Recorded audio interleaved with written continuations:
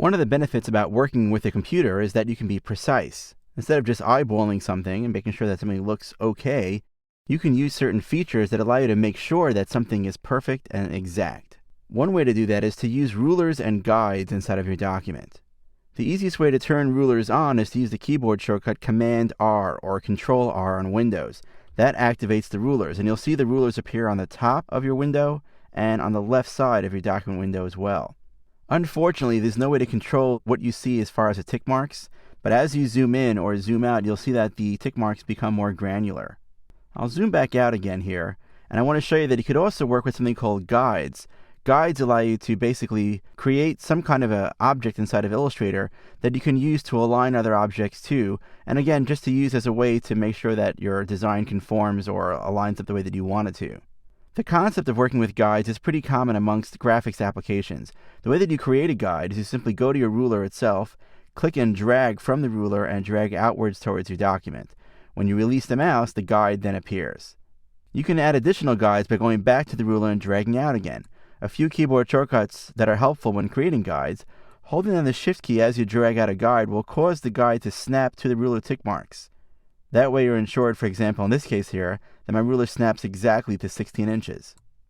There are two types of guides inside of Illustrator. There are vertical guides and horizontal guides. When you drag out a guide from any of the rulers, you can hold down the Option key to basically switch the guides from one to the other. In this case now I could choose a vertical guide. Same thing applies when you drag out a guide from the vertical ruler. Holding down the Option key allows you to toggle it to be a horizontal guide.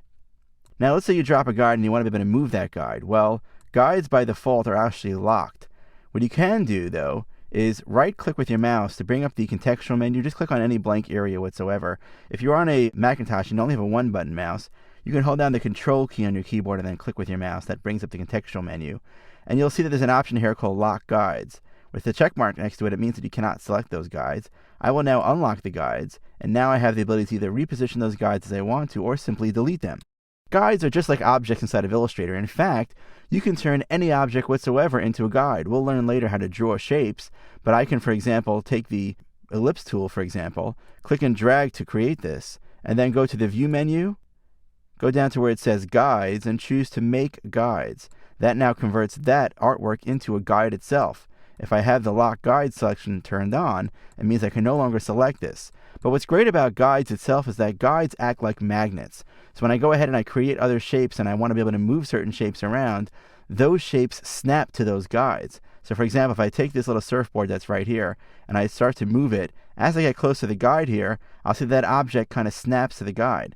By the way, what I'm showing you right now is also new behavior in CS4. If you've used Illustrator before and this is your first time in CS4, in the past, Illustrator only allowed you to snap the cursor to the actual guide itself. But now, Illustrator also snaps the object to that particular guide as well. And you see that you can now align your objects to the guides as well. See how, by the way, my cursor touches it, it changes color as well. That identifies a snap that's there. I'm going to press Command-Z just to undo that, or Control-Z to undo that right now. So that's how guides can be helpful when I'm working with my layouts inside of Illustrator. If I want to temporarily just turn off my guides, because sometimes they do get in the way as I'm working with them, I can go to the View menu, go down to where it says Guides, and choose Hide Guides. The guides are still in my document, but they're temporarily hidden from view. If I want to show them again, I could use the keyboard shortcut Command:. Again, if you're on a PC, that'd be Control:, and that will allow you to simply toggle those guides from being visible or not visible. One other thing that actually applies to multiple artboards, and again, this wasn't really important in previous versions of Illustrator, but suddenly now you may have a document that contains many, many different artboards. And when you create these guides kind of go across all the artboards. But let's say you want to create a guide that's only important for some of the artboards. For example, maybe I'm working on this label right now, and I want to have some kind of alignment set up for just this label and not really get in the way of anything else. Well, Illustrator does allow you to create guides that are specific for artboards. Here's how you do it. You go basically to the Artboard tool and turn on Artboard Edit Mode. Then you specify which artboard you want to use or that you want to create a guide for by making it the active artboard. Once that's done, whenever you draw a guide out, that guide will only appear within that particular artboard.